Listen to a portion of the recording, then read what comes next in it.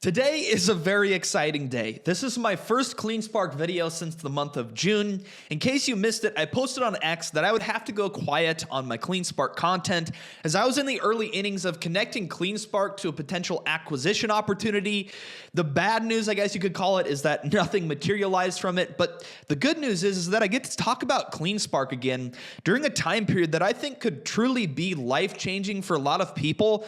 And I don't say that lightly. This is going to be an exciting video where we talk about CleanSpark's growth, the price of Bitcoin, why I think now is such a great opportunity and time period to get exposure to Bitcoin and Bitcoin mining stocks. We're also going to talk about dilution, executive compensation, private jets, the whole 9 yards. And then at the end of this video, we're going to get into my updated CleanSpark price target spreadsheet. If you guys are new here or returning and not yet subscribed, please subscribe down below. We have one of the fastest growing stock market YouTube channels on this platform. I'm biased, but I would like to continue that trend. So help me out a little bit, hit the subscribe button, and on your way down there, hit the like button and comment down below whether you're a CleanSpark shareholder or if you don't own CleanSpark, let me know why you don't own CleanSpark. I'm always open to discussion and different opinions because I think it makes us all sharper. When it comes to my CleanSpark price target, it is very similar to what Wall Street analysts have for this year. You'll see that at the end of this video, but I want to make a point here. If you're a CleanSpark shareholder or you're involved with the Bitcoin mining space, you have to be a part of my membership. I post different analyst research reports for my members. I post economic analysis for my members. I post buy and sell alerts. I post all of this different stuff, and we have been kicking the market's butt. You will not regret it, and I have a 100% refund policy. If it was me, I would go to my Patreon page. I would toggle the pay annually button, whatever it is, toggle that, have a 10% discount, which gives you more cash in your pocket to take advantage of different market opportunities, which is what we do in the Discord server. So if you're interested in that, hit the join button down below or hit my Patreon link in the pinned comment. Without further ado, let's get back into this video. When it comes to CleanSpark, it has been an absolute roller coaster. When I made my last CleanSpark video, again, it was in the month of June somewhere, we were closer to $20, and now we've fallen to $9 per share. That's pretty painful for a lot of people that bought into the FOMO and chased CleanSpark at $20 per share. They're now down 50%. Now, hopefully, I can ease some of your pain, ease some of your regret here, and say that I think if you bought around $20 per share, you're going to be just fine. And that's what my goal is in today's video. Show you why I believe so strongly that now is a great time to buy CleanSpark and get exposure to Bitcoin. That being said, I'm kind of unique in that I'm not going to show you a lot of charts. I'm not going to tell you that this price level is important, and if we lose it, we're going down 50%, or if we hold support, we're going to go up 100%. That's not me. That stuff doesn't work. I've been in this space already for 6 years. One of the first companies I bought was Riot Blockchain back in the day, believe it or not. I don't own that anymore, of course, but I've been in this space for a while. I've seen it. When people try and trade in and out of this stuff based on different price levels, they end up losing to the markets. In fact, I'll go even as far as telling you that a lot of management teams in this space, they're going to spit out six-figure Bitcoin price predictions for you. They'll say that this cycle, Bitcoin's going to hit $225,000. And I'm here to tell you today, they have no better idea what Bitcoin's going to do than you and me that are sitting here talking to each other today. And these CEOs also have a bias. They want you to believe Bitcoin's going to do well so that you buy their stock. We need to remember that when we listen to management teams in this space. So I guess my point here is that everybody has a different bull cycle prediction. Everybody has a different opinion about what Bitcoin is going to do, but I'm going to lay out my opinion in today's video. You could think it's silly. You could completely disregard everything I say in today's video, but I just ask that you give me a chance. To give you an idea of where I'm at, I don't believe in this 4-year bull cycle that just repeats itself again and again and again and again for Bitcoin. It's happened 3 times, 4 times in a row. So people think they think it has to happen every single time, where it's a bull market for 4 years and then it's painful, and then we have another bull market for 4 years and then it's painful again. I don't believe in that, because if you study markets at all, you would know that there's no such thing as a perfectly predictable market or perfectly predictable cycle. Because if it was perfectly predictable, everybody would try and front run that cycle or that price movement, which would render it perfectly unpredictable because everybody would buy ahead of time, which means the price of Bitcoin would skyrocket ahead of time, ahead of that 4-year bull cycle. There's no such thing as a perfectly predictable cycle. People also have their eye on this presidential election, and if their candidate doesn't get elected, Bitcoin is going to crater, the economy is going to crater, the world's going to end. And I'm here to tell you today that no matter who's elected, Bitcoin is going to be fine. Bitcoin is independent from any political party. Bitcoin is independent from any presidential candidate. And this is something that I really, really enjoy about Bitcoin. The two things I like most in life are football and Bitcoin, because they are two things that, regardless of political party, people come together, they unify around one thing that they enjoy together, that they enjoy following. They come together. It's something that unifies America in a time period where we are so separated and divided, and it kills me. But this chart shows you, regardless of whether a Republican or a Democrat is elected, Bitcoin has historically done well following presidential elections. The dark blue line is how Bitcoin performed after the 2012 election, up 2,300%. After the 2016 election, that's the light blue line, up 947%. And then after the 2020 election, that's the gray line, which is where we're at today, up 350%. Regardless of who's been elected, Bitcoin has done very well, and whoever has been in the White House has not impacted the price of Bitcoin hardly at all. So this is another thing that I don't really pay attention to. What I do pay attention to, though, is, when it comes to the price of Bitcoin and the price of Bitcoin mining stocks, I believe that it's driven almost entirely by how much risk appetite investors have at any given point in time. So we have to ask ourselves, if this is true, where do we think risk appetite of investors is going to go over the next 12, 24, 36, 48, 60 months? To me, the answer is fairly obvious. We have a Federal Reserve that is dead set on cutting interest rates, which is stimulative to the economy. We have a Treasury that is borrowing money at short-term interest rates to buy debt back at long-term interest rates to hold long-term interest rates lower, which is stimulative to the economy. We have, no matter who's elected president, a president that is going to expand the federal budget deficit, which again is stimulative to the economy. And all of this is happening as the rest of the world has been stimulating their economies for months now. So in America, we're not only seeing stimulus, but we're also receiving stimulus from the rest of the world. We're trying to drink from the global monetary stimulus fire hose. And the economy right now, arguably in the United States of America, you look at corporate profit margins at all-time highs, you look at the labor market, you look at whatever you want to look at, and it tells you that our economy right now is not cold, it's not in a recession. Interest rates right now are certainly not restrictive. Asset prices would not be at all-time highs if interest rates were restrictive. So we're taking in all of this stimulus when I believe our economy doesn't need it. When our economy is already warm/hot, you're throwing stimulus at a warm and already hot economy, which it's how every bull market goes, no matter how long it lasts. Eventually, investors start to want to take on more risk to get more return because all of a sudden the 7 to 8% return isn't good enough. And that's when the bull market broadens. People get into small cap companies. People get into Bitcoin mining stocks. And I'll just show you, if you don't believe me right now that the markets aren't in risk on mode, we can look at small caps. Small caps are the only major index that has yet to reclaim all-time highs from 2021. We're still below all-time highs. You look at any large cap index, they've far surpassed previous all-time highs. So this tells me that risk on doesn't exist right now. And then we can also look at the price of gold. The price of gold is at an all-time high.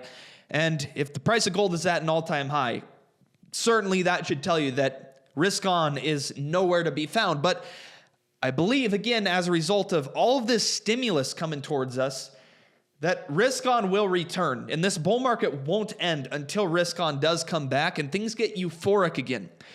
And if that is true, you are going to want exposure to risky assets. I don't want to be a part of the flock that is late or on time to these trends. I want to be part of the small group of people, small group of investors that beat Wall Street, beat the markets to whatever is going to be hot next. I want to be one of the first ones to this trend. I want to buy small cap companies. I want to buy Bitcoin mining stocks like CleanSpark before everybody else does, because that's how you beat the markets. If you're part of the flock, you just match the markets or you underperform the markets. If you're early, if you beat them, that's how you win. And that's how we've had success on this YouTube channel and in the Discord membership. So I'm not going to change that blueprint. So while CleanSpark has been hyper volatile over the last 6 months, it's down 40%, but over the past year, it's up 145%. You might ask, why would I want exposure to something like this? And that's a good question. It's not for everybody. You have to have a gut. You have to have a stomach that can stomach this sort of volatility. But that's why if risk on returns, it's going to be companies like CleanSpark that benefit most. And I do think risk on is going to come back in a fashion that might make the 2021 euphoria look small by comparison. And I think CleanSpark could easily reclaim all-time highs, which I consider to be about $40 per share. Now, your argument might be, well, all your points make sense, Rex, but dilution is going to destroy shareholders, and that is very true. Dilution can destroy shareholders in this space, especially with companies that hold their Bitcoin. The Bitcoin mining space is one of the only industries where the companies produce something and they don't sell what they produce. They hold on to it in hopes that it will appreciate in value over time, which works out very well for shareholders if it does appreciate over time. But that means these companies are relying on dilution to fund the business and grow the business further. Now, on paper, dilution is bad. It hurts shareholders. But if you go a little bit deeper, there is a way that dilution can benefit shareholders. And CleanSpark has been king at this. This is why I prefer CleanSpark. They've been the only ones in the space that have executed, and they've been efficient with everything they do. I began talking about CleanSpark when this was a sub $100 million company. It might even been sub $50 million. So it's come a long way, sitting at $2.3 billion of market cap today. During this time period, CleanSpark's management team has diluted shareholders, or they've raised $1.5 billion via dilution. And the market cap, again, is $2.3 billion. That is what you call accretive growth or accretive dilution. Dilution can benefit shareholders if the management team is using those funds raised from dilution on good growth projects, where the growth adds more value to the shares you hold than the dilution takes away from the shares you hold. And that is a very possible thing, and I've seen it play out with CleanSpark in the past and even currently. CleanSpark, if you look at the data, the acquisitions they've made have been by far and away the best acquisitions in the space, where they've paid the lowest price per developed megawatt, yet they consistently have some of the highest uptime, and they have one of the most efficient Bitcoin mining fleets. And they also remain 100% focused on mining Bitcoin and being experts at what they do. Right now, you'll see it in the investor presentation. I'll try and find the slide here. They talk about how they remain focused on Bitcoin mining while other miners explore AI infrastructure. So you might ask, well, that sounds kind of exciting. Why wouldn't you own another miner that's getting into AI infrastructure? Well, it's because I believe the future of AI is not in a remote data center where there's any amount of latency or lag, because that is a negative ROI. That puts negative pressure on your ROI if you're spending on AI or high performance computing. I think the future for AI and HPC, high performance computing, is at the edge via mobile, ruggedized data centers. That's why I own a company like OSS, ticker symbol OSS, One Stop Systems. I've talked about them on my YouTube channel before. I think that company is going to grow tremendously fast, but I don't want anything to do with these mining companies that are sort of getting distracted by this AI or HPC play. This stuff has been around for years, what they're trying to do. We used to call it big data. What they're doing is nothing new. It's nothing special. And I think the future, again, for AI, if you really want exposure to it, is at the edge via mobile ruggedized data centers, not these remote data centers. And this is why I appreciate CleanSpark being the last remaining Bitcoin mining company to be 100% focused on mining Bitcoin.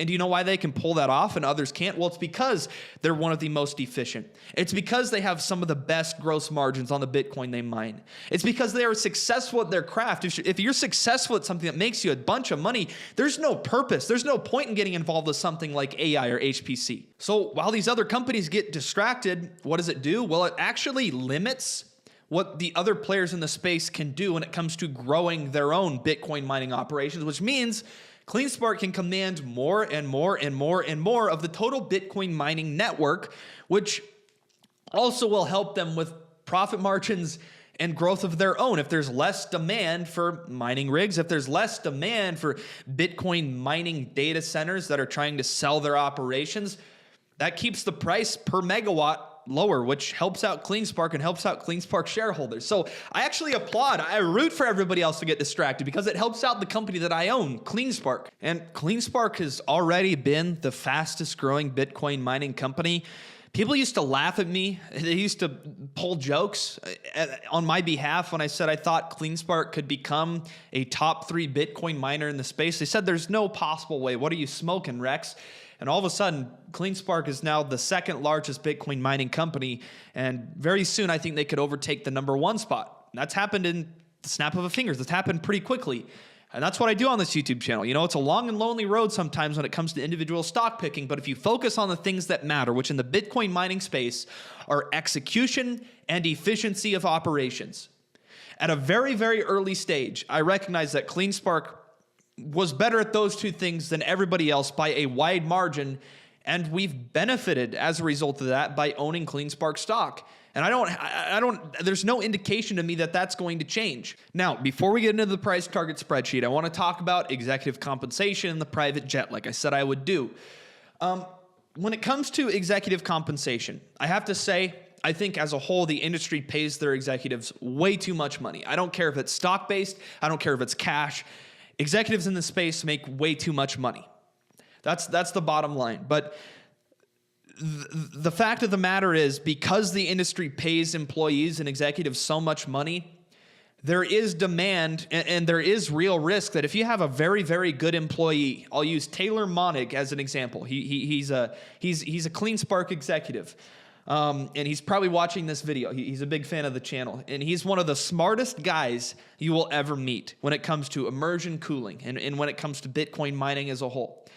This guy, Taylor Monig, he was one of the founders of TMG Core, which the TM stands for Taylor Monig. You can scroll through it, but Taylor Monig is an absolute expert when it comes to immersion cooling. He holds more patents than anybody else in the world when it comes to this technology. You can scroll through it page after page after page after page with Taylor Monig's name on it.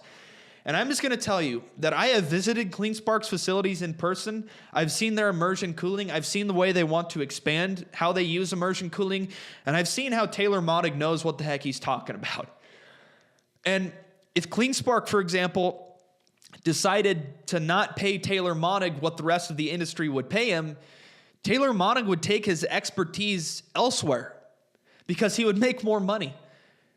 And that is a real risk to not only the company, but shareholders, because it is a risk to the company. And unfortunately, because the industry pays in an inordinate amount of money to executives, that's just something you have to stomach as a shareholder. You know, there aren't a whole lot of expenses when it comes to Bitcoin mining. You have energy costs or power costs. You have the cost of acquiring infrastructure. You have the cost of acquiring Bitcoin mining rigs. And then you have salaries. That's about it. But this is one you kind of have to get over. You know, it really doesn't impact shareholders much to just pay what the industry rate is, or slightly above the industry rate, to retain talent like Taylor Monig has. But it would hurt shareholders much more if you lost a talent like Taylor Monig to a different company.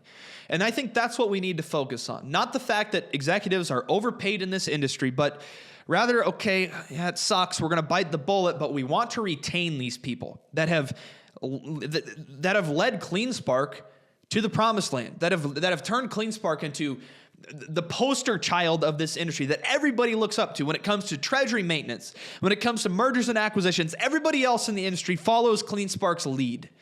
And there's a reason for it. It's because CleanSpark they've been the best at it.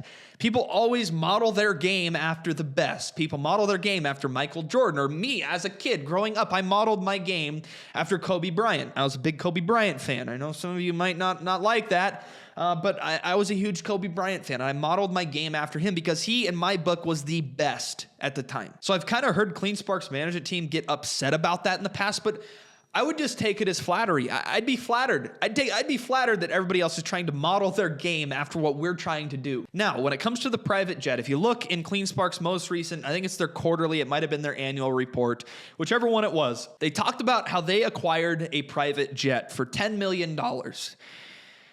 This was all over X. It was all over YouTube. People crying wolf, people complaining about this purchase, and they didn't think about it logically. The executives aren't taking this private jet on vacation to the Bahamas. Okay, when you're a company like CleanSpark that has locations in rural America, I live in rural America. I live in Nebraska. Around me, there's a cornfield, there's a cornfield, there's a cornfield, and there's a cornfield. Okay, and actually there's an airport about a half mile from my house. It makes sense when you have locations in rural Wyoming, rural Georgia, rural Tennessee, rural Mississippi.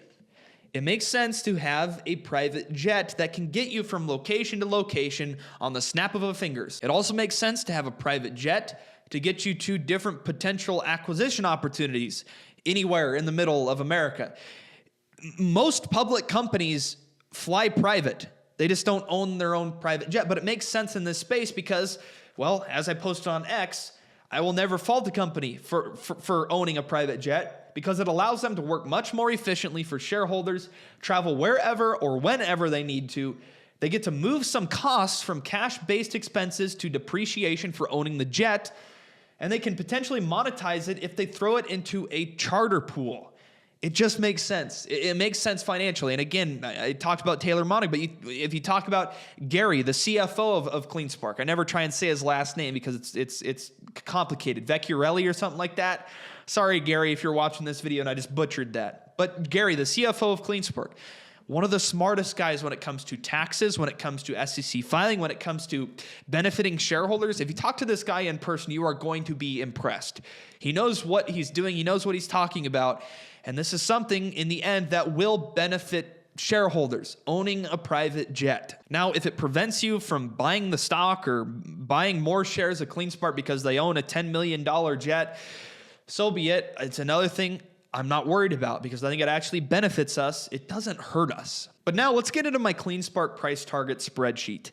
You now understand why I'm so high on owning these Bitcoin mining stocks right now. With all this stimulus coming our way, I think risk-on appetite of investors has no choice but to return, and I think that Bitcoin mining stocks are going to be the ones that benefit most. And of those Bitcoin mining stocks, because they're so risk-on, I want to find the company with the most efficient operations and the management team that executes the best. And in my personal opinion, bar none, it's CleanSpark. In this price target spreadsheet, I track mining rig purchases. I have a whole journal that shows it. I track CleanSpark's profit and loss. I track their HODL balance. And then I come up with the price target at the end, and I'll show you all of that in today's video. Again, this is made available to my paid monthly members. I have a 100% refund policy. You won't regret joining. Just join the dang membership. Hit the Patreon link down below. We have a lot of fun in there, and we're approaching 200 members in the Discord server. So really, really exciting. One note I want to make before we get into the price target is when it comes to mining rig purchases, I'm a big fan of what CleanSpark has done this year. They went out and they got long on mining rigs, meaning they have mining rigs that are scheduled for delivery in advance of finding infrastructure to house them or deploy them in. That's been a great strategy. This has allowed the company to acquire turnkey facilities and deploy these mining rigs and have that facility operating at 100% basically within a few days of that acquisition closing.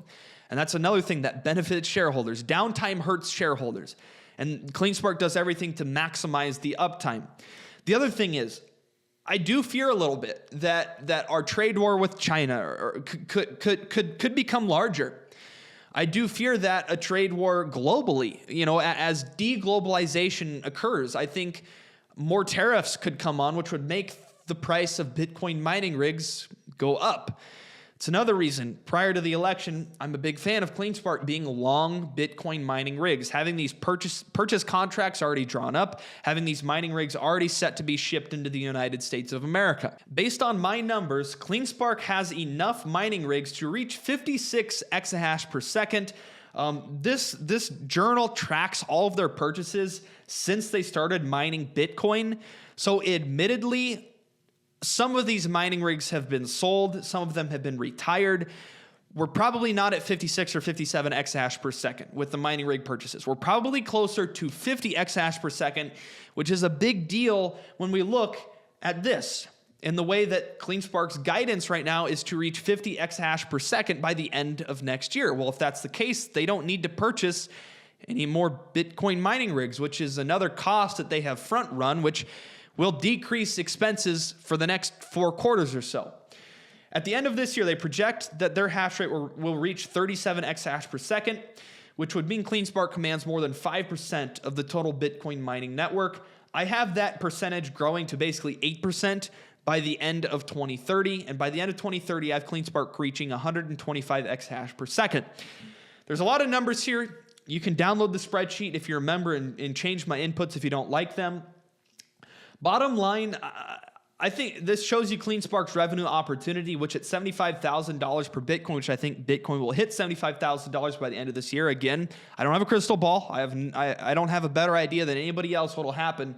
But if this is true, CleanSpark has a total revenue opportunity of basically $650 million. And you can see if Bitcoin hits $1 million by 2030, which I think is very possible with the way different central banks around the globe have been so active recently with stimulus and preventing recessions at all costs. There's going to be a lot of money in the system. There's going to be a lot of investors seeking additional risk. And there's, also as the risk that central banks might fail as a result of debt becoming insurmountable, there's a good chance billionaires and people will want exposure to Bitcoin or gold or a different asset class than the United States dollar. All of those things, along with just general adoption of Bitcoin as more and more people learn about it and hear about it and are interested in it, lead to the price of Bitcoin going up. Will it hit $1 million? I have no guarantee. That's just what I think is possible by 2030. And if that's the case, CleanSpark's revenue opportunity in 2030 will be $6.5 billion, which is massive. And then I'm going to skip over my costs section for now. I have the company accumulating a total balance of 55,000 Bitcoin by 2030, which would be worth $55 billion at a Bitcoin price of $1 million. So you can see how over time, although the business model isn't great short term, where you have to fork out a bunch of money up front to become relevant in this space, and then you have to keep forking out hundreds of millions of dollars to stay relevant, it's not a great business model, but over time, this could morph into something that becomes pretty special. And I think the Bitcoin mining stocks could end up becoming, if Bitcoin really does get adopted and become widespread, CleanSpark could become the Visa or the MasterCard of the Bitcoin mining network, securing the blockchain, securing those transactions, making sure they're legit, and receiving those transaction fees for doing that sort of work. I think long-term, that's what these Bitcoin mining stocks will morph into, which is a much safer and better business model, but that's the case for any new technology. It's risky at the start, and then business models advance, lenders advance, and things get safer and more predictable.